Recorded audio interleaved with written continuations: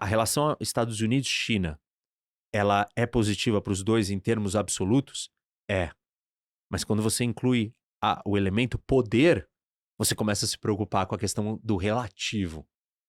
A distância de poder, a diferença de poder entre Estados Unidos e China nos últimos 30 anos, do ponto de vista relativo, de um para o outro, ela é favorável à China. Uhum. Porque a China está chegando perto dos Estados Unidos. O gap de poder que existia entre os dois diminuiu a favor da China. Do ponto de vista de ganhos absolutos, foi muito bom para os dois. Mas nos ganhos relativos, foi muito melhor para a China. E muito ruim para os Estados Unidos. Aí você vai me perguntar, mas por que fizeram isso? Uma outra discussão, mas foi uma aposta. De que fazendo isso com a China, seria possível transformar a China de dentro. Fazer a China se tornar uma democracia aberta, livre, capitalista. Uma aposta dos Estados Unidos. Isso. Uma aposta daqueles que acreditam que o mercado, a abertura econômica é capaz de transformar todos os outros elementos da vida. E para mim, na verdade, é só uma resposta da força da política versus a força da economia. Você pode dar dinheiro, negócios, prosperidade e riqueza, e mesmo assim a força política prevaleceu a força econômica. A aposta era que a força econômica iria transformar a força política. E não foi o que aconteceu, ao contrário. Xi Jinping vem quando a China está no seu ápice de resultado econômico e ele retrocede, assim, muito politicamente o caminho que a China estava indo.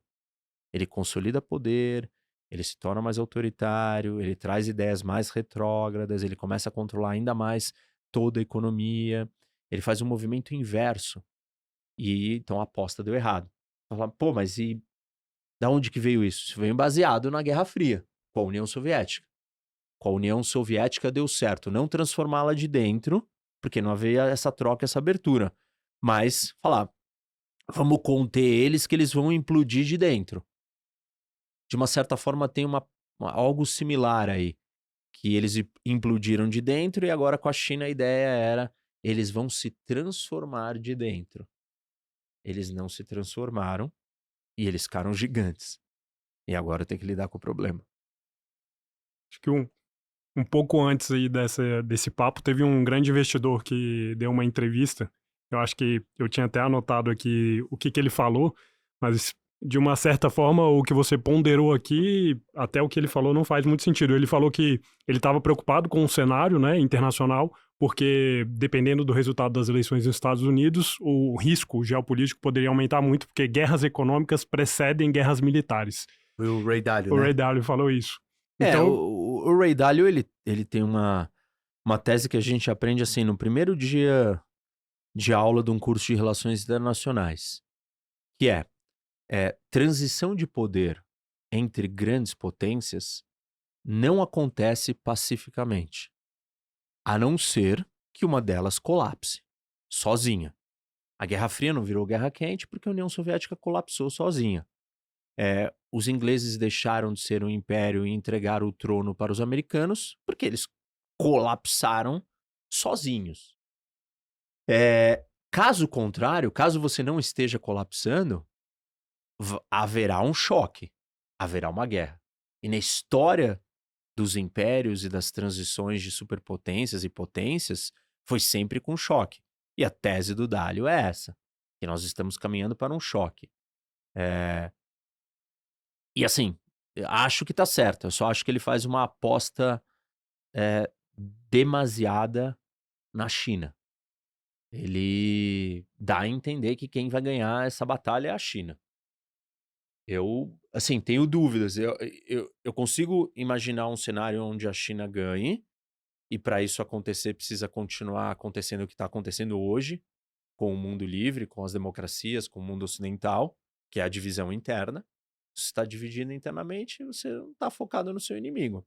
Se metade da sua população abraça, bate palma e gosta de ditadura, você tem um problema grave. Porque na hora que você tiver um confronto, esses caras vão ser infiltrados do outro lado, lá dentro. Ou vão querer que você não lute direito contra eles. E isso já acontece hoje. Então, nesse sentido, eu acho que é possível do Ocidente perder, é possível dos Estados Unidos perder. Mas se os Estados Unidos e os seus aliados e o mundo livre tiver forte, aí eu acho que não tem como perder. Professor, quando você fala dos Estados Unidos perder ou a China perder, eu não senti que você não colocou como opção não haver confronto. Então, repito, para não haver confronto, hoje, e essa tese não é minha, essa é a tese histórica, essa é a tese do Dálio, Uhum. um dos dois tem que colapsar, sozinho. A Guerra Fria não virou Guerra Quente porque a União Soviética colapsou sozinha. Se você me disser que a China vai colapsar, ou os Estados Unidos, aí eu falo, não teremos guerra. Se nenhum dos dois colapsar, todos os outros elementos estão colocados para a gente ter uma guerra. Todos. E não é uma guerra só entre os dois. É uma terceira guerra mundial. Existem várias coisas que podem impedir isso de acontecer. Uma delas é um dos dois colapsar. E Uhum. assim, o colapso chinês, ele pode vir como o colapso japonês. O Japão colapsou, mas o Japão estagnou, parou e se fechou lá, e entrou numa recessão e ficou lá 20 anos parado, adormecido, se decompondo. O modelo econômico chinês, ele é muito parecido com o japonês. Uhum. Só que é um super Japão, porque era uma escala muito maior. Aí nós não teríamos guerra. Caso isso não aconteça, é inevitável. Porque os Estados Unidos não vai virar para a China e falar: veja bem, China, chegou a sua hora, pode sentar aqui na minha cadeira, deixa eu me retirar, porque realmente você é mais forte do que eu. E a China não vai ficar aceitando que o mundo seja conduzido da forma que ela não quer, se ela é tão maior, tão mais forte, tão mais poderosa. Então, nós vamos começar a assistir acontecimentos e eventos aonde os dois lados tentam. Os Estados Unidos tenta manter o mundo como ele quer e como está. E a China tenta revisionar, revisitar, tenta quebrar o status quo e colocar o seu modelo de mundo. Isso pode acontecer desde discussões econômicas, discussões da internet, discussões de guerras em outros lugares, até o movimento dela. Eu quero unificar Taiwan. Por quê? Porque eu entendo que essa ilha é minha.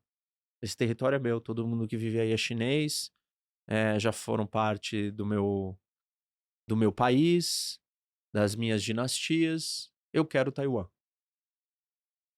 E aí os Estados Unidos pode deixar a China ter Taiwan, e se ele deixar, ele vai mandar um recado para o mundo inteiro.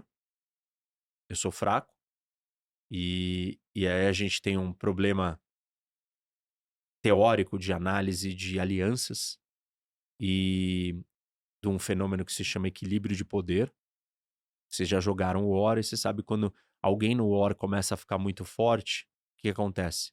Todo o resto dos jogadores se juntam para enfraquecer. Vários pensadores nas relações internacionais entendem e chamam isso de balance of power. E tem uma literatura vasta que explica que a ideia de equilíbrio de poder é um fenômeno parecido com a política, inerente ao sistema, inerente ao mundo, ele vai acontecer. E o que é o equilíbrio de poder? É eu me proteger, mostrando que eu sou forte o suficiente.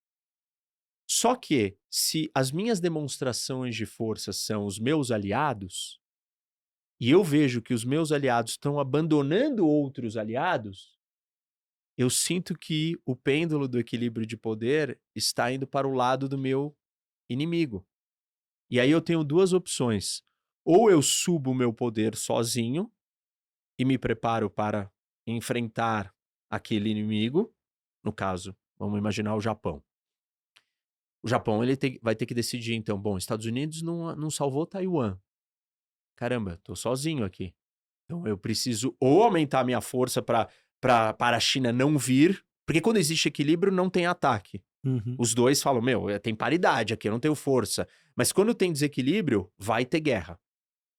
Porque o outro vai ver uma vantagem. E vai ver que ele pode obter o resultado que ele quer. E aí, então, o Japão faz isso ou ele vira e faz outra coisa. Muda de lado. Ele fala, meu, é melhor eu entrar antes num contrato com a China do que ter resistido depois que eu vou ser o último a entrar e vai custar mais caro.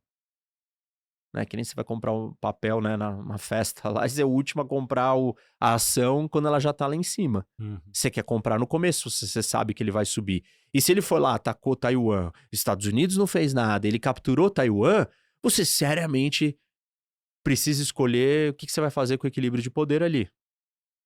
E uma das opções é mudar de lado. E aí, aquele polo de poder começa a trazer mais gente para sua órbita. E o outro polo começa a ficar muito mais fraco. Até uma hora que ele vai chegar e vai se impor. Só que isso não é não é uma situação assim que vai levando e vai deixando e ninguém faz nada. Você se prepara para fazer alguma coisa porque você fala: minha sobrevivência está em risco. Sobrevivência física. Eu vou ser exterminado, eu vou ser morto, eu vou ser invadido. E para nós, brasileiros, e para a geração de hoje, que não vê guerra, a última não entende o que é isso, acha que esse conceito não existe, que ele morreu. Assim, isso é uma das maiores erros de leitura do que acontece no mundo. A escravidão acabou? Claro que não. Aliás, hoje tem mais gente, quantidade de pessoas sendo escravizada do que no passado, em números absolutos. Ah, tá bom, a população do mundo é maior, a porcentagem pode ser que seja menor, mas em números absolutos você tem mais escravos hoje do que você tinha na história do mundo. Os crimes acabaram? Assim, não faz sentido essa ideia de que nós não vamos fazer isso, que ninguém vai querer entrar em guerra. A gente teve um, um gap aí, um respiro de muitas décadas, mas o jogo voltou ao normal já. E isso é o que tá claro. E é isso que tá óbvio. Então, assim, se os Estados Unidos não salva Taiwan, o Japão tem que escolher. Ou ele sucumbe à China, ou ele se prepara para confrontar a China. Porque ele sabe que ele será o próximo. E assim, e ele não precisa ter certeza se ele vai ser ou não o próximo. Você não fica parado. Eu não fico parado se você é meu vizinho e você constrói um muro gigante. Aí em cima do muro você põe uma guarita. Aí você põe uma metralhadora. Eu falo, cara, o que esse cara tá fazendo? Por que o Salomão tá fazendo isso? E você pode estar fazendo isso porque você tá com receio de mim. Uhum. Isso chama dilema da segurança. E racionalmente você chegou à conclusão que não dá pra confiar em mim, você não tem a quem pedir ajuda, não tem polícia, não tem 190, não tem pra quem se ligar. É você com você. Então você fala, meu, deixa eu me precaver. Racionalmente você constrói o muro e se arma. O seu movimento racional de defesa, não de ataque, pra mim, gera uma desconfiança gigante que eu tenho que me defender. Quando eu começo a construir o meu muro e colocar as minhas armas em cima do meu muro, você vai virar e falar: opa, eu tinha razão. Tá vendo? Ele tá se preparando pra alguma coisa. Você dobra a aposta. Ao você dobrar a aposta, eu me sinto mais inseguro ainda e eu também dobro a aposta. Isso leva a uma corrida armamentista que eventualmente leva a uma guerra. Uma das coisas que pode acontecer é o Japão, na hora, desenvolver uma bomba atômica. Ele não tem hoje, se os Estados Unidos abandonar ele. O que significa, para a ordem internacional, os Estados Unidos abandonar Taiwan? É um semicolapso da ordem internacional. Todos os países em todos os lugares do mundo vão começar a olhar do mesmo jeito que o Japão está olhando. A Guiana vai ter certeza que que já era, que a Venezuela vai tomar esse equívoco. Vai tomar. O Azerbaijão e a Armênia, os armênios vão sair desesperados. E assim, eu posso citar mais 40, 50, 100 situações igual essas que vão desencadear um efeito dominó no mundo numa escala gigantesca. Por quê? Porque você não tem mais a ordem, o equilíbrio de poder foi alterado. E aí vai ser cada um por si. cada um por si, são mais episódios possíveis de instabilidade e conflito. Até que alguém vira e fala assim: não, a gente precisa se juntar e segurar o que está acontecendo. Não dá. É provável que aconteça isso, talvez, também. Porque o problema não é só Taiwan, Estados Unidos não fez nada em Taiwan, então aí resolveu, acabou. Aí o mundo ficou em paz. Não. Aí você vai ter todo esse chacoalhão na estrutura da ordem e do equilíbrio de poder mundial. E a próxima rodada que a China vier, ela vai vir com o dobro da força. E aí os Estados Unidos vai falar: bom, agora não dá mais. Porque eles vão vir no meu calo, num lugar que eu vou me ficar muito mal. E aí eles vão se preparar para um conflito real para segurar o avanço chinês. Óbvio, no meio do caminho, várias outras coisas podem acontecer, a China pode colapsar e os Estados Unidos também. Mas alguém vai se tornar hegemônico e preponderante. Mas a gente talvez não esteja muito longe desse momento. E eu costumo usar uma analogia histórica importante, e aí depois eu vou diretamente para sua resposta, mas eu acho legal as pessoas compararem isso com a história. A Segunda Guerra Mundial, nenhuma guerra mundial começa como uma guerra mundial. E ela começou com 3 guerras regionais. Quais? A Alemanha na Europa. E para além da Europa. Ela queria ter um domínio, queria ser hegemônica na Europa e para além da Europa. Mas ela começou a sua ofensiva militar na Europa. A Itália começou a sua ofensiva no Mediterrâneo e na África, na Etiópia. E o Japão começou a sua ofensiva na Ásia, na China e em outros lugares. Nós tínhamos 3 guerras regionais. Elas não eram mundiais. Era uma guerra na Europa, conduzida por um projeto ambicioso, imperialista da Alemanha. Outra na África e no Mediterrâneo da Itália e outra na Ásia do Japão. O que esses 3 países tinham em comum? Os 3 eram ditaduras autocráticas revisionistas.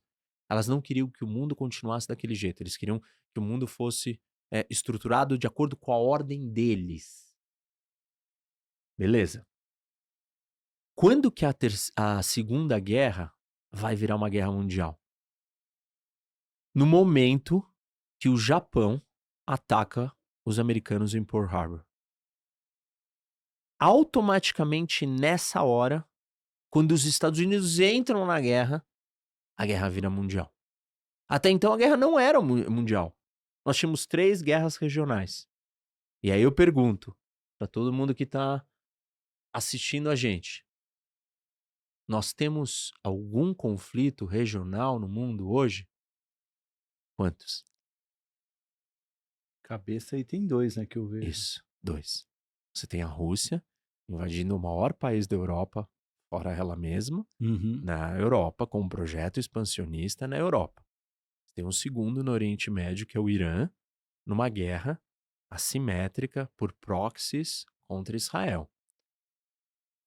O terceiro conflito regional está se desenhando, que é a China capturar, unificar Taiwan à força. 3 guerras regionais. Só que Taiwan é aonde os Estados Unidos vai entrar. E aí, se ele entrar, pronto. A gente tem uma repetição e aí a guerra se torna mundial. Nós já temos 2. E tem uma diferença gigante da Segunda Guerra para hoje. Em 1934, na crise na Áustria, a Alemanha estava de um lado e a Itália do lado contrário da Alemanha na crise na Áustria.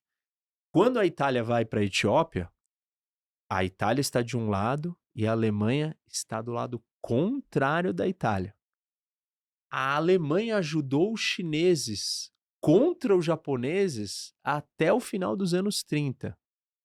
Ou seja, os 3 aliados da Segunda Guerra Mundial que se voltam contra os Estados Unidos, na maior parte do tempo, enquanto eles estavam travando os seus projetos individuais, regionais, estavam em lados opostos. A pergunta hoje é: a Rússia, a China, o Irã, a Coreia do Norte e a Venezuela estão em lados opostos? Não. Não tem guerra na Ucrânia sem drone do Irã. Não tem, a Rússia não tem munição sem a munição da Coreia do Norte. A Rússia não tem o, o dinheiro que vem da venda do gás e do petróleo sem a China comprar. O Irã não tem o dinheiro de venda de petróleo se a China não compra o seu petróleo. O Irã não tem programa nuclear se a Rússia não ajuda ele. A Venezuela tem Guarda Revolucionária Iraniana e Grupo Wagner russo protegendo o regime do Maduro. A Coreia do Norte não sobrevive sem comida e dinheiro da China. Percebe? Esses países que eu chamo de eixo das ditaduras, eles estão totalmente interligados, aliados, se ajudando desde o começo. Muito mais avançado do que a gente assistiu na Segunda Guerra. Chegou uma hora na Segunda Guerra, quando o Japão ataca Pearl Harbor, que aí os outros dois, a Itália e a Alemanha, já tinham percebido que se os Estados Unidos entrasse, ia ser ruim para os seus projetos, para as suas guerras. E aí, então, quando o Japão já ataca Pearl Harbor, a Alemanha já declara guerra na hora aos Estados Unidos também. E aí os Estados Unidos entra na guerra na Europa e no Pacífico simultaneamente. E aí vira mundial. Mas assim, durante todo esse processo, na Segunda Guerra Mundial, as três ditaduras, autocracias, elas não estavam juntas. E agora as três estão juntas. 3 mais 2, né, que eu ponho a Coreia do Norte e a Venezuela como os irmãos menores ali, também estão juntos. Então, o cenário já é muito mais grave, muito mais sério. E ninguém estava falando em Segunda Guerra Mundial. Assim, você estava falando, tá bom, a Alemanha tá aqui pegando a Tchecoslováquia, tá fazendo um negocinho ali, a Itália tá causando. Que é a mesma mentalidade hoje. Não, a Rússia tá ali brigando, mas tudo bem. O Trump vai acabar com a guerra em 24 horas. A guerra não começou em 2022. A guerra começou em 2014, já são 10 anos de guerra. O Putin tá há 10 anos em guerra contra a Ucrânia. E ninguém resolveu. E o Trump teve no poder. Posso só fazer uma pergunta até um Claro. pouco... Mas eu não respondi a sua pergunta. ainda não, eu mas... vou voltar. Me lembra. Mas até uma coisa um tanto existencial e filosófica de... As pessoas vivem em negação sobre guerra? Sim, porque se é tão óbvio que, assim Vive. como na Segunda Guerra, que já estava tudo se desenhando, e agora, de novo, é o quê? É um pouco de aquela... Pô, eu vivo uma... Talvez não toda a população do mundo, né? Mas quem vive uma situação de bem-estar, né? De harmonia, de... Ela não quer acreditar que está em guerra, ou ela não consegue acreditar que... É aquela coisa também de... Eu nunca vi, eu nunca presenciei, eu nunca peguei numa arma, nunca matei alguém, então eu não consigo... Há uma explicação, talvez foge um pouco da esfera geopolítica, e talvez um pouco mais psicológica, filosófica, de que as pessoas vivem em negação de guerra? Acho que você mencionou vários dos fatores. Existe uma apatia. E você quer focar na vida hedonista. Você não tá querendo saber dos problemas das crianças do Congo, da guerra civil na Síria, da crise no Iêmen, do massacre dos armênios. Você não quer viver com isso. Você cuida da sua vida. Tem um problema de escala, né? Você olha pro seu dia a dia, você não consegue lidar nem com a cidade de São Paulo, nem com o estado de São Paulo, com o Brasil inteiro. E quando você fala no mundo, você fala, desculpa, assim, eu não sei o que é isso. Eu não consigo conceber. E o entendimento das pessoas é muito baixo, né? Esses dias, né, ontem, o Macron dissolveu o parlamento. A quantidade de mensagens que eu recebi, mas o que aconteceu? Ele deu um golpe, pelo amor de Deus, como é que ele pode ter dado um golpe na França? Eu falei, gente, calma, o que vocês estão falando? Parlamentarismo. Dissolver o parlamento não é abolir o parlamento, isso não é um golpe, é uma ferramenta do parlamentarismo. Assim, é um entendimento primário sobre funcionamento de sistemas de governo. Presidencialismo, você não dissolve o parlamento. O parlamentarismo é uma ferramenta dissolver o parlamento. Quando você não tem o apoio político, você tem o poder de chamar novas eleições. O mandato do parlamentar, ele não é fixo, ele é variável. Isso já é a regra. E já é porque é um sistema construído em cima de uma coalizão legislativa. Se a coalizão morre, você precisa convocar eleições para você ter um novo mandato, para você ter uma nova base política de governo. Então é absolutamente normal, mas ninguém não faz ideia do que estava acontecendo, não faz ideia o que seja isso. Você imagina você falar assim, desses jogos de poder aqui que nós estamos conversando, nessa escala, esse nível de xadrez e de estratégia e de complexidade tá ficando muito longe das pessoas. E eu acho que as pessoas são romantizadas, né? Elas querem viver sempre, pô, eu quero ser feliz e não quero ser infeliz. Eu quero ter amor, não quero ter ódio. E ok, acho que é positivo para a humanidade, mas você precisa ser realista, entendeu? É, assim, por um outro lado, eu vou te dizer uma coisa que talvez é curiosa também. Existe uma onda na mente, na psique das pessoas apocalíptica hoje, contraditoriamente. Muita gente fala, não, não vai acontecer, mas tem uma curiosidade, um frenesi. Porque assim, a pergunta que eu mais recebo nas minhas redes é: vai ter terceira guerra mundial? E as pessoas assim, tipo, elas estão fascinadas por isso. Então tem um negócio, tem uma atração no inconsciente coletivo também para a guerra. Todo mundo quer negar e não quer imaginar como é, mas ao mesmo tempo tem uma coisa meio fascínio misturada com um momento de apocalíptico, nova era, alguma coisa religiosa. Tem uma outra vibe andando junto. E tem muita gente achando, tanto que qualquer coisa que acontece, cai o helicóptero do presidente do Irã, vai começar a terceira guerra, professor? Eu falo, não, mas por quê? Por que que isso tem a ver com começar a terceira guerra mundial? Calma. Então tudo virou um estopim final, entendeu? Uhum. Então, assim, eu acho que a maioria das pessoas não quer que aconteça, mas tem uma curiosidade crescente. Mas é uma coisa mais inconsciente. E eu acho que, do ponto de vista filosófico, é isso.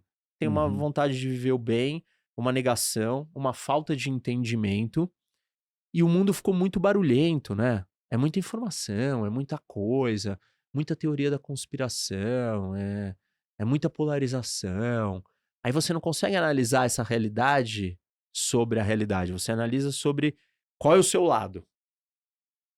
O que que a direita diz que eu tenho que falar sobre isso? O que que a esquerda fala que isso significa? Uhum. E aí você compra os discursos prontos, as narrativas, e você se incorpora a uma seita. E aí, tipo assim, a questão da guerra, ela se perde nessa narrativa maior do que você tá defendendo. Sei lá, você não para e pensa, não, mas espera aí, meu, isso daqui é guerra, é terceira guerra mundial. Terceira guerra mundial não vai ser nada do que a gente já viu.